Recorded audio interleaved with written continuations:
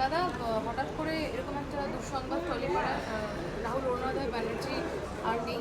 কি বলতে চাইবে, যেহেতু তোমরা পরিচিত, কাজ করেছো বা আহ, সত্যি মানে কোনো কোনো শব্দ খুঁজে পাচ্ছি না। রাহুলদার চলে যাওয়াটা না মানে মেনে নেওয়া যাচ্ছে না। আর রাহুলদার কাজ দেখে আমরা ইন্সপায়ার্ড হয়ে কাজ করতে এসেছি। রাহুলদার সাথে একসাথে আমরা একাডেমি অফ ফাইন আর্টস করেছি এবং একাডেমি অফ ফাইন আর্টসের শুটিংয়ের সময় আমি আর রাহুলদা সেম রুম শেয়ার করতাম। সারা রাত প্রচুর গল্প, প্রচুর আড্ডা।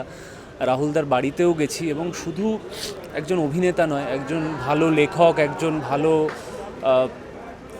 মানুষ। হ্যাঁ, মানে এটা আমি বুঝতে পারছি না, মানে এটা কি করে হলো, কিভাবে হলো।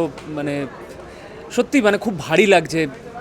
নিজের কাউকে হারালে যতটা বেদনা হয়, আজকে রাহুলদাকে হারিয়ে সেইটা আর এরকমভাবে, এবং যেখানে রাহুলদা আবার নতুন করে রাহুলদার পার্সোনাল লাইফটাও ঠিক হয়ে গেছিলো। আমি যেদিন এই খবরটা পেয়েছিলাম সেদিন রাহুলদাকে ফোন করে কংগ্রাচুলেট করেছিলাম। সহজ কথা যখন রাহুলদা শুরু করলো তখনও আমি রাহুলদাকে ফোন করে কংগ্রাচুলেট করেছি।